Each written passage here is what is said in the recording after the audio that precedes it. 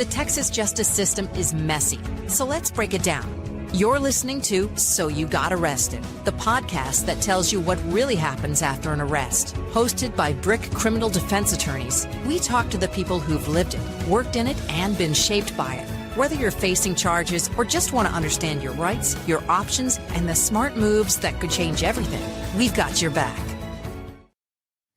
So, Scott, my son is over at college, and he moved out of the dorms this year. All right. And so we got him an apartment that he shares with some roommates. And it's kind of a weird situation because it's an apartment that has like 5 bedrooms, and he has these roommates, and they share this apartment. They each have their own bedroom.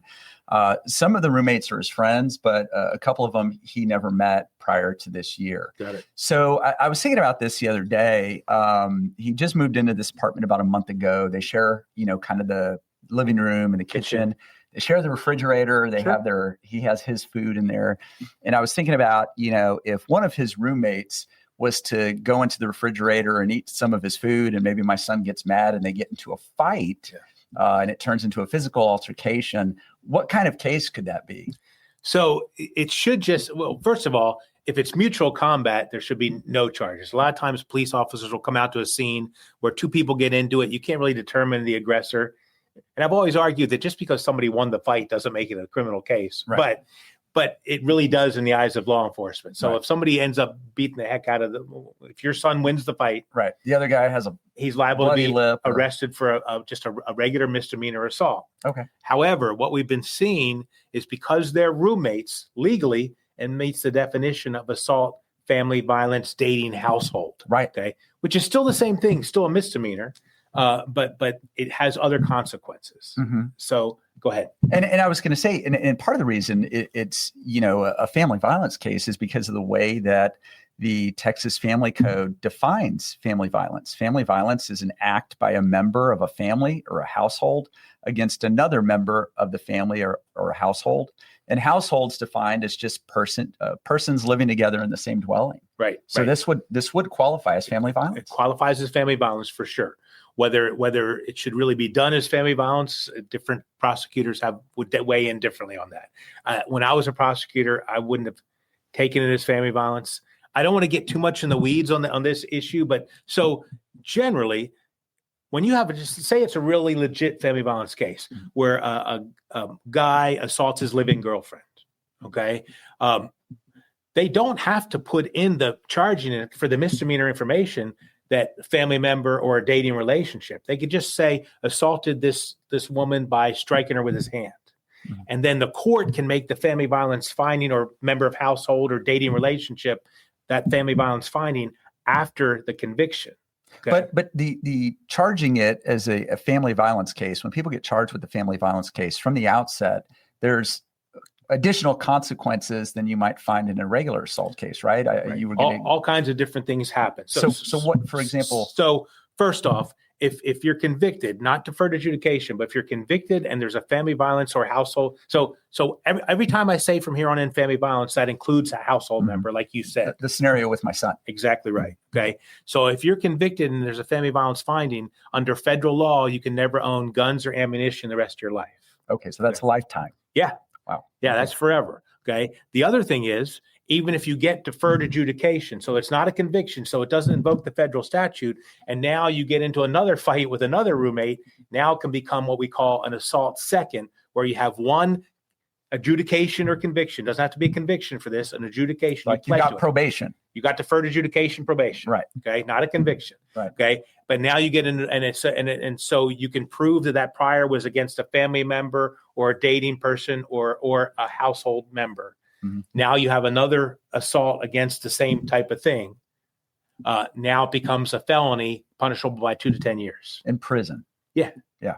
Yeah. Now I'm not saying you wouldn't get probation on that felony, right? But it's probation that if you mess up, you're looking at 2 to 10. Right. It's a much more serious offense. Completely different. I mean, nobody wants to have a felony conviction. Well, not only that, but when you get charged with these family violence or household violence cases, there might be additional conditions just on your bond while you're awaiting, your trial, while you're going to court. There's additional conditions that they can put on you. Right. The new statute we talked about two episodes ago, where you have to be held for an extra 4 hours if there's if it's a family violence household assault. You're very much likely to have a GPS monitor on your ankle if you have that type of charge. And so I would encourage law enforcement to not charge because that's not the intent of the family violence statute, is two roommates get into a fight. Right. That was never the intent.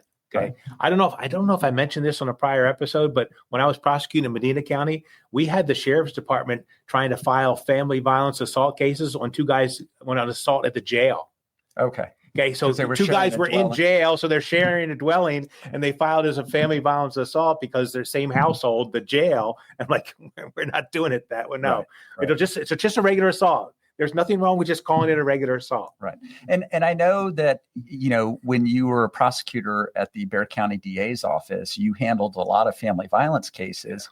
And I can always imagine that those are difficult cases to prosecute, but because oftentimes, correct me if I'm wrong, the complaining witness, the person who's on the receiving end may not want the case to proceed. Right.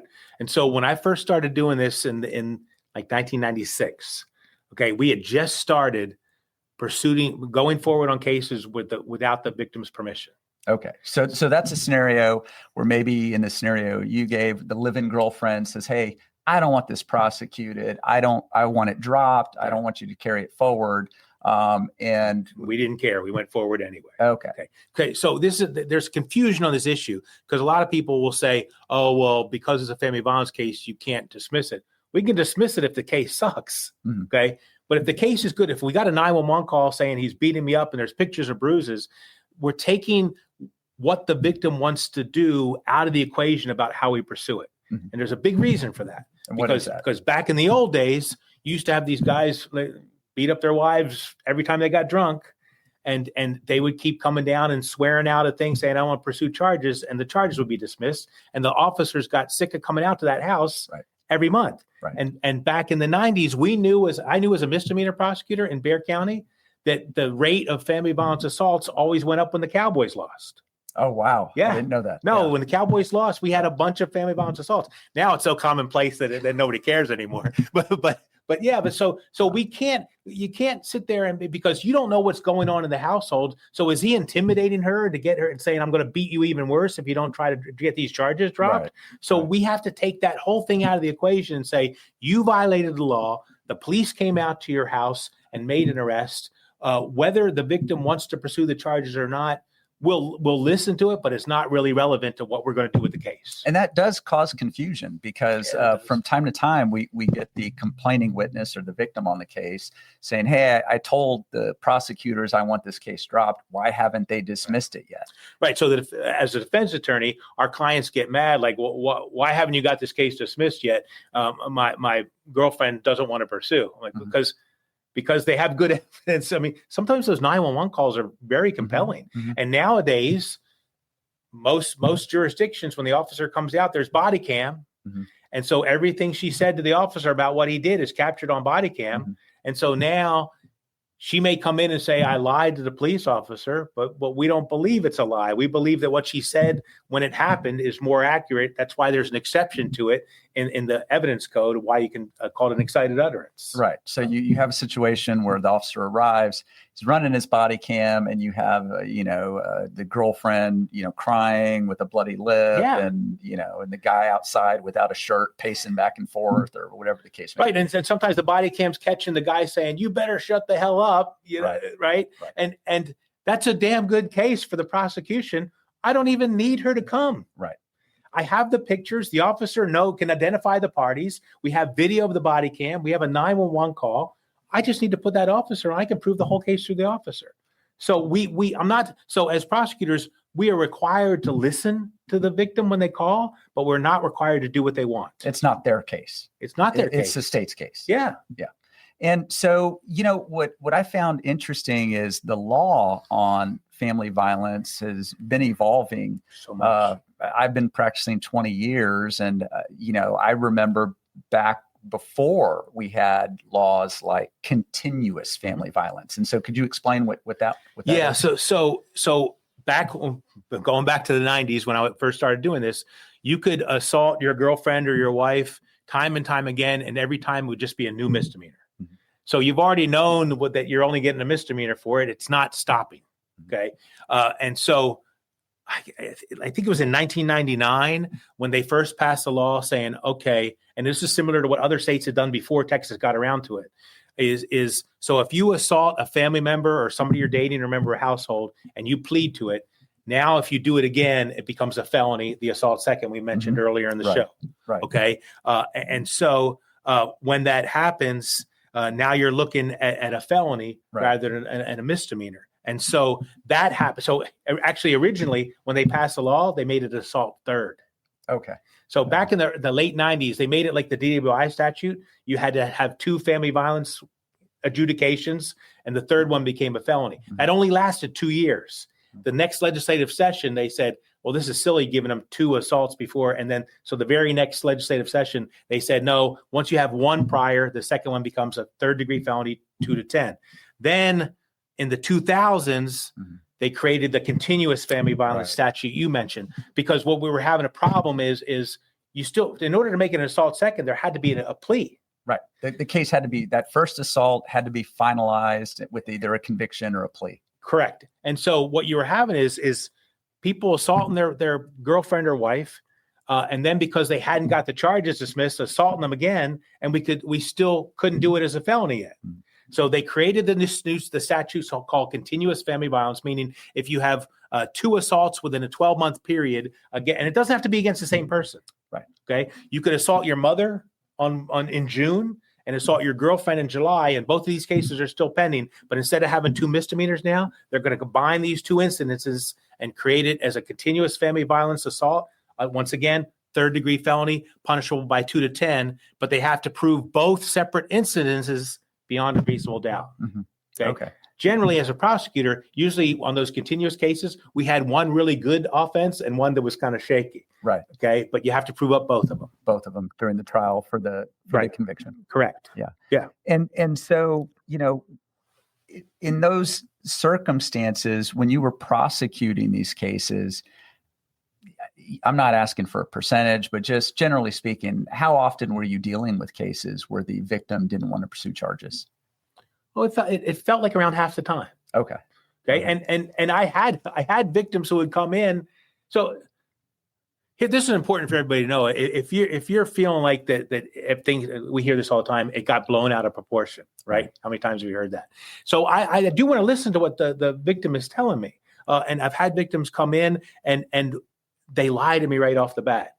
What do you mean? How do you know they're lying? Because I'll say, well, you're saying that the police shouldn't have done this, but you called the police. And they're like, oh, no, it was a neighbor called the police. Now, I haven't listened to the 911 call yet. And I'm like, are you sure? Because I'm going to go listen to it. No, I never called the police. I go listen to the 911 call. They called the police. Right. You can hear their voice, right? Crying on the phone. Right. Yeah. And so now they're not credible to me anymore. Right. Okay. And so now they have much less effect. Like what they want to see happen has much less influence on me. Right. Okay. So don't lie to people when you're trying to be honest about it, and you have a better chance. I've had victims sit down with me. I actually had a victim once say, I am not afraid of my boyfriend. I can take my boyfriend. I was a female wrestler. I'll if you want to wrestle me right now. And she convinced me to dismiss the case. She didn't put me in an arm bar or anything, but she did convince me that, because what we worry about, we don't want somebody to get killed by the person they're in love with. Right. Okay. Right. And we never know which are the cases that are like really dangerous and which are the cases that it's got blown out of proportion. We have no magic way of knowing. You don't know what the dynamic is in that household. All we can do is look at the facts of this particular case and see how bad it is. When we hear threats of like, I'm going to kill myself, or if I can't have you, nobody will, makes us nervous. Absolutely. I'm sure. And so when you hear that kind of stuff going on, you'll be like, I'm not dismissing this case. Yeah. If I lose it in trial because she wants to get up and say it never happened, but in all honesty, I never lost a case where the victim testified for the defense and said it never happened. Wow. I've lost plenty where they got up and said, I want him to go to jail forever. but when they got up and said it didn't happen, the jurors never bought that stuff. Yeah. They know what's going on. So we have plenty more to talk about when we come back after the break. That went fast. The attorneys at BRCK Criminal Defense have helped over 5,000 clients move on with their lives. When an arrest or accusation turns your life upside down, we have the knowledge, experience, and integrity to get your life back on track. Traditional legal ethics, modern legal tactics, the best defense possible to get you through the criminal justice system. Search BRCK Criminal Defense to see our reviews and find out why so many of our clients have trusted us to fight for them. BRCK Criminal Defense, helping our clients move on with their lives. And so a lot of times on these family violence cases, you have additional proceedings that happen, like, for example, the family violence protective order. Yeah. And could you explain what that is? Sure. So now I want to be very clear. There's an emergency protective order that happens when you're booked that is different from going to court and getting a 2-year protective order. Mm-hmm. That's a civil suit that's filed. The DA's office will file those 2-year protective orders for you, but you got to handle those in civil court. But when you're booked for a family violence offense, frequently the officer will request an emergency protective order, which can last from 30 to now 120 days. 120 days. And so there's no real easy way to ever take that off. So you're going to have to live with the fact that you and your significant other aren't going to be able to have contact until that emergency protective order expires. And so the protective order is something that would keep the person accused of the offense from possibly being able to go back to that household. Right. And so the interesting thing is, so we have people who are arrested for family violence assault and haven't made bond yet. Mm-hmm. And they're calling and saying, you better get down there and get those charges dropped. Now that's a new charge because they violated the emergency protective order. It's a new Class A misdemeanor. It's punishable by the same way that the family violence assault is. And guess what? Absolutely, there's no way not to prove that. Right, because now they have a recorded call. I have a recorded conversation of you talking to her. I talked before about not needing the victim to pursue on some of these cases. You really don't need the victim to prove that one up. I'm just going to bring the jail call person in, show that they violate, and bring in the emergency protective order that he signed when he was magistrated. Right. And it's proved. Yeah. And I imagine those protective orders can be difficult to deal with because, you take a scenario where maybe you have a husband and wife with a child and the wife or, the victim of the case relies on this other person in the household for help with childcare, picking up the kids after school, whatever the case may be. Those dynamics come into play and they can be very complicated to deal with. We've had that at BRCK where the victim was not able to take care, coordinate, pick up the kids every day and needed to talk to her husband about how they were going to do this. And we weren't able to fix the emergency. Once the emergency protective order was done, then we were able to change. There was a condition of bond also saying no contact at all. Separate issue. I think we probably need to touch on that in a little bit. So we were able to get that changed to no harmful, injurious contact. But the emergency protective order back then, I think this particular case I'm talking about was only a 60-day one. Okay. They just had to live with it for 60 days. Right. There was nothing we could do. Right. It's more complicated. There is actually something we can do, but it's almost never successful, and it's very difficult. Right. You have to go back to the magistrate's court and file something, and the magistrate's not wanting to change it. Absolutely. Because, if something does happen, then, it's the magistrate who's rescinded that order. Correct. Yeah. Right. And nobody wants to have put themselves out there like that. And even, we talk about these consequences that come about. You mentioned this, you could have a bond condition that's in addition to that family violence protective order. Right. That says, hey, you're not allowed to have contact with the victim, which if it's your wife or your spouse. Yeah, you pretty much always have the bond condition of either no contact at all with the person alleged to be the victim in the crime or no harmful or injurious contact. It's pretty much always a condition. Mm-hmm. Is that true in the 81st also? It is true. But the complicating thing about family violence cases is, so it's one thing, Scott, like if you and I are at a bar and you're rooting for the Eagles and I'm rooting for the Cowboys and we end up in a fight, just because you don't root for a good team. And, but it's we don't live in the same place. Right. But if it's household violence, family violence, we share a household. And now there's this bond condition saying, hey, you can't go back home. Right. And the problem there, obviously, the family violence laws are set to protect people who are being victimized in an abusive relationship. Well, guess what? Sometimes the person who owns the house is the abuser. Right. And so now we have a victim with a child who has to move out of his house because, like, if it's community property, they stay and he has to get out. Okay. But that's not always the case. So now that we have a gal who's has no family here, right? And so we have a good battered women shelter, but a lot of women don't want to go to that. Of course not. But we do have a very good one here. And so we have things in the community to take care of people who have to get out because of these kind of situations. And we do have a lot of support systems. Matter of fact, this Saturday, I'm going to be running in it's Domestic Violence Awareness Month, October. Oh, okay. This Saturday at Lady Lake is the Purple Run for domestic violence. So there's a 5K out at Our Lady of the Lake to support, raise money for domestic violence awareness. And one of the things that about these cases is they're complicated. They deal with very, personal human issues, relationships between people. And in some of these smaller, some of these larger jurisdictions like Bexar County, we have specialized courts to deal with these and specialized divisions. Can you kind of touch on that? Right. So here in Bexar County, if you have a family violence case, and this includes these roommate cases, you're going to go either into County Court 7 or County Court 13. And those courts handle nothing but domestic violence cases. And we have so many that each of those courts have an impact court to help them out with the overflow. So there's a County Court 7 impact and a County Court 13 impact that is staffed by visiting judges every week. And I know even with these specialty courts, there are so many cases that there's still a backlog of domestic violence cases here in San Antonio. I think, the Office of Court Administration, who does these studies on caseloads, determined that Bexar County needed another 3 misdemeanor judges just to handle the deluge of these family violence cases. But part of the backlog is because we have too many of these family violence cases that aren't really family violence cases. So that would be the scenario we discussed, like where my son and his roommate. Well, and not just that, because remember, it's family member too. We got a lot of family violence cases in Bexar County where it's graduation or kindergarten graduation party, and 2 brothers get into a fight. Right. Okay, that was not the intent of it. Clearly is part of the definition because they're family, they're brothers. But that wasn't what we got into the business for. We were trying to stop people in terribly abusive relationships from being abused. Right. 2 brothers getting into a fight at a graduation party is not.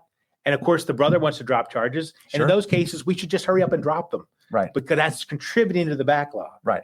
Okay? But instead, they get classified as family violence, and now you have these specialty courts, and there's a division of the Bexar County. Like a 6-month backlog for them to look at these cases, where I would argue that go through and find all these cases that are just sister or brother and brother that aren't really what it is, and hurry up and get rid of those. Right. Okay. Right. You have an obligation as a prosecutor to at least reach out to the victim. But I'm telling you, most of those cases, the family's like, we wish we hadn't called police. Right. Absolutely. Okay. Yeah. But because that is taking away from the reason why we were there is to help people in abusive relationships. And by, moving forward on some of these cases and putting them in that family violence pipeline, you're clogging the pipeline, and you're kind of delaying justice for some of people who are, in abusive relationships. Right. And but the officers really don't have discretion. They're told if there's been an assault in his family, they have to make an arrest. Okay. So it's not from the law enforcement end that's the problem is that there has to be a way for the prosecutors to identify these type of cases and quickly dismiss them so that it doesn't clog up the cases they really need to put their focus on. Well, that raises an interesting question because, I have always heard, and I'd like you to address this, that, well, if the cops get called and they make the scene, somebody's getting arrested. Somebody's being taken away that night. How true is that? That is SAPD policy. If there's evidence of violence, they have to make an arrest. Okay. So that is true. Now, that doesn't mean they have to make an arrest if they come out there and there's no evidence of assault. If somebody, they still have some discretion. If somebody says he hit me and they can't, and they look and they don't see any evidence of injury. But a lot of times, even then, they're in abundance of caution. They're going to make the arrest. And it's based on the say-so of somebody who says they got assaulted. So let me ask you this. I mean, is it if you take the scenario where it's the two brothers getting into the fight at the graduation party, and, so it would be SAPD policy in that scenario to arrest and charge family violence, assault family violence. Yes. Once it hits the Bexar County DA's office, I'm assuming the prosecutor could change the charge and say, hey, this is just regular assault. Yeah, but no, they're not gonna. They're either going to file it as a family assault or dismiss it. Why is that? Because that's clearly, it's not like the household thing that you brought up earlier in the show. Okay. That's clearly within the definition. I mean, so brothers is because we still have a lot of family violence assaults where kids on drugs are assaulting their mom or dad. Yeah. So we're not really dismissing those if they're really truly family. Yeah. We can just charge the assaults as regular assaults when they're roommates and stuff, which really isn't the true reason we're there. But we're still going to go forward on the family members stuff. Yeah. So these are very complicated cases. Yeah, no, none of them are simple, and so that's why in the backlog, because if I'm an intake prosecutor doing DWIs, is I look at the BAC, probable cause for the arrest. I'm good. I fill out the information. Okay. Here for a family violence case, you're required to kind of reach out to the victim. And of course, they don't call you back because they're told if they don't call you back, they'll drop it, which is not true. Right. Generally, if you don't call back, they're going to file it. Right. Okay. And so it takes more at the intake level to go through it. Okay. But my argument's always been, but on some of those cases where it's brother on brother or room, there was a time where two guys can get into a fight and law enforcement wasn't involved. Right. You just settle it. Right. We took care of it. And it was so how we started this show where two people who live in the same apartment, do we really need to be prosecuted? Now the concern is somebody going to get shot next time because they're mad? Is it going to escalate? Yeah. Is it going to escalate? But if everybody's saying it's not a big deal, my one roommate called the police and it's not a big deal when it dropped, that should be an easy decision for the DA's office to just drop that. Well, and one of the things that I always found interesting about family violence cases that makes these types of cases unique is it's really one of the only types of cases where the victim of the case may have an interest in the outcome of it because of their spouse's job. Exactly. Or right. their means of making a living. So you may have a victim saying, well, wait a minute, if he gets convicted of this or he gets put on probation, he loses his job and we can't pay our mortgage. We can't, do these things. So they're unique in that way. And I always thought that was kind of an interesting facet of them. And that's something I took really seriously as a prosecutor. I didn't want them to lose their jobs. So that may be a case where if everything's going okay, I'll dismiss it in a couple months, just to make sure. Obviously, if there's not really, I'm not concerned that it's like a sleeping with the enemy situation. Right. Most people don't know what that reference is anymore. Yeah. But because if they lose their job, you're adding more stress to the household, and there's going to be more problems. Right. Okay. And so if somebody comes to me and says, I don't want to pursue these charges, the police were jerks. I never wanted to pursue the case of the difference from the get-go, and I clearly see that's not true.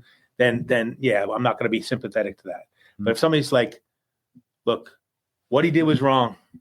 I understand what he did is wrong, but we can't live if he loses his job. And then I got to confirm, will he really lose his job, or can I do some kind of deferred where he can keep his job?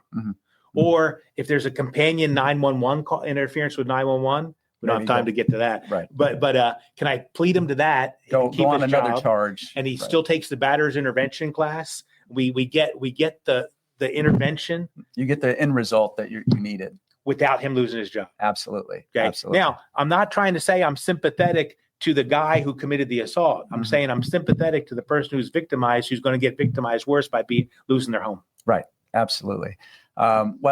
This is a very large topic, and our 30 minutes just flew by fast. And I feel like we barely even touched on this subject. We really could probably talk 3 different shows about this. Absolutely. And we may have to do that in a future episode, but we're going to end it here. So we want to thank you for listening to us. This is So You Got Arrested from BRCK Criminal Defense with Steve Barrera and Scott Simpson. Thanks for listening to So You Got Arrested. If you found this podcast helpful, share it with someone who needs to hear it. For more legal insights and real talk from the front lines of the Texas justice system, follow us and subscribe. And remember, BRCK Criminal Defense has your back. For more information, visit us at brckdefense.com.